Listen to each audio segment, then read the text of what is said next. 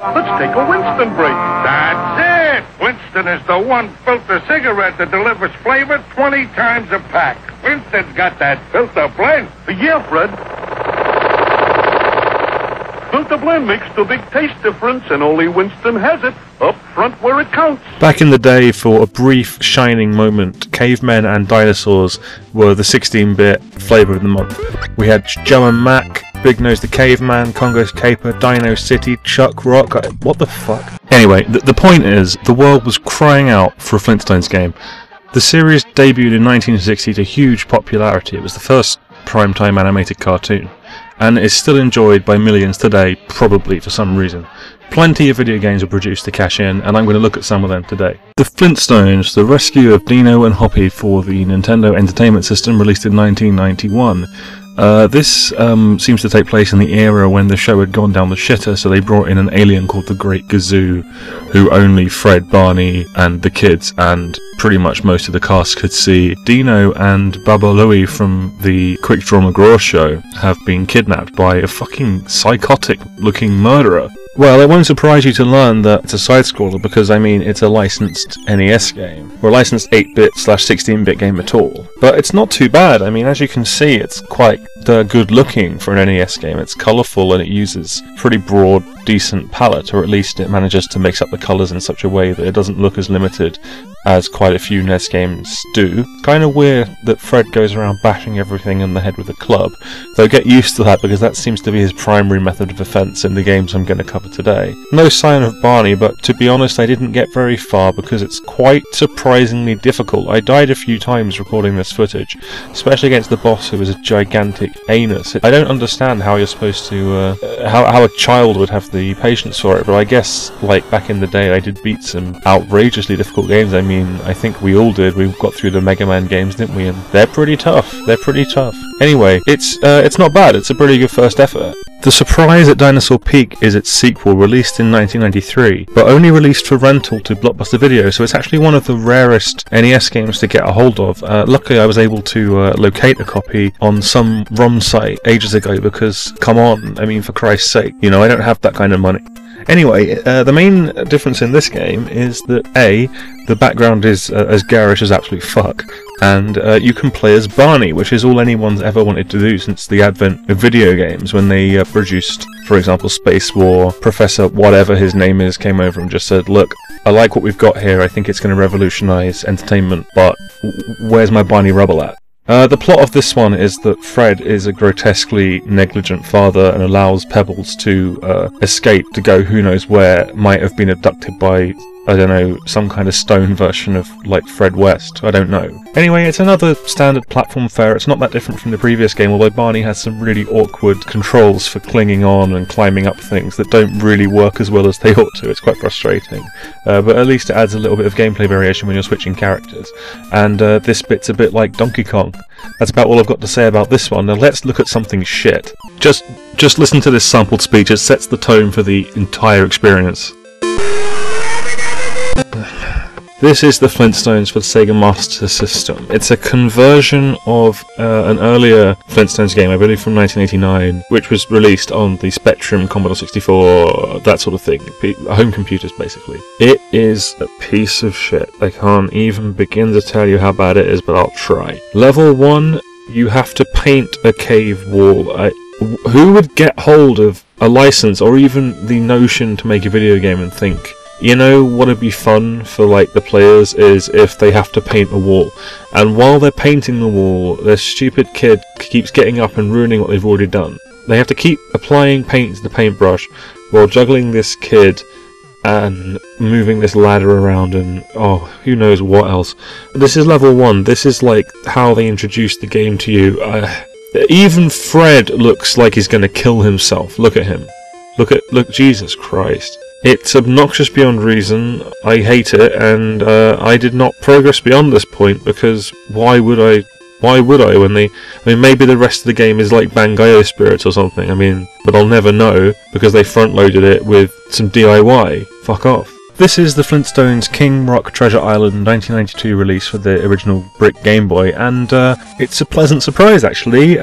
You've got an attack where you throw little stone hammers, or tomahawks if you want, a little bit like in Adventure Island actually, but this game's not bad. It's got a pretty interesting mechanic, which is that if you hit an enemy once it freezes them and you can use them as a platform. Hit them twice it will take them out of the game.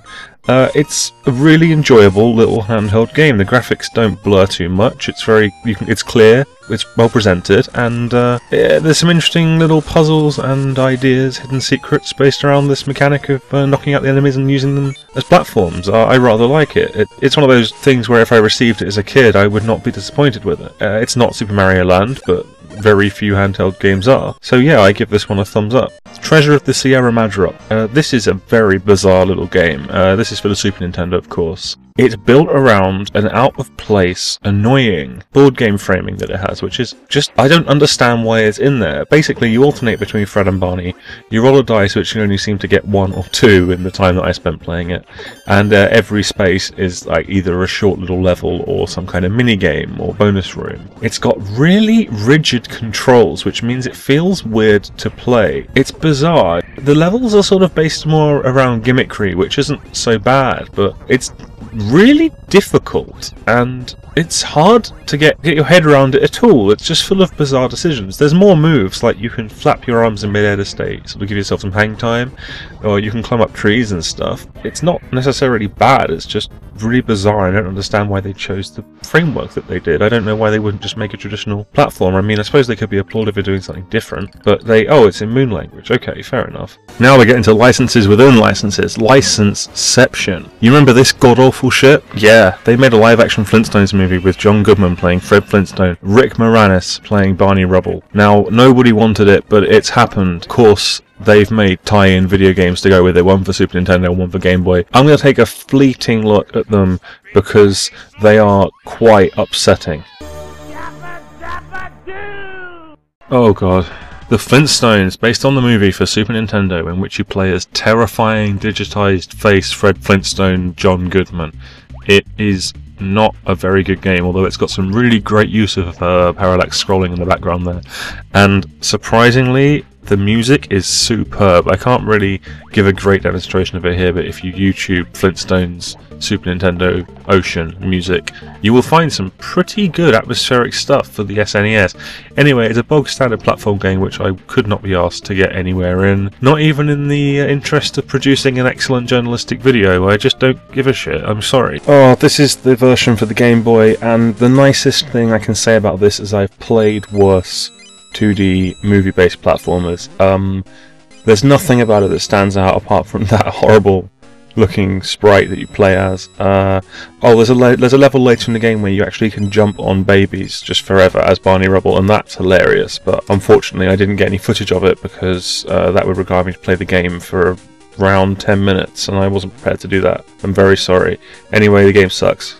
Now, I've saved this one for last because I think it's actually the best of the bunch. It's the Flintstones for the Mega Drive or Genesis, depending on where you live. Mega Drive is correct, though. Anyway, it's of course a side-scrolling platformer, as have all of these games been, apart from that fucking board game shit. I don't know what that was all about. You control Fred, and you have to do completely arbitrary tasks for your wife and friends, like Barney's all, "Hey Fred, I lost my lucky fishing hook," and Fred's like, "Okay, I'll go and endanger my life trying to get that crap back for you." Or Wilma's like, "Hey, I lost my necklace and my salt shaker." I'm not even joking about the salt shaker thing.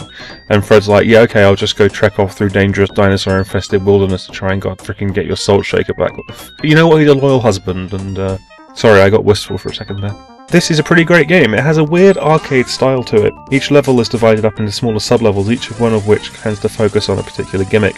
And some of them are pretty freaking cool. Like there's this one with this shark destroying the platform above you as you sort of traverse it, and I think it's a really interesting little mechanic. I like it a lot. Boss of the first level seems to be a dinosaur riding on a giant whisk, and I don't think you can really fault that, can you? It shits the bed a bit because the second level is a water level, and they are, without exception, boring, slow, treacly rubbish.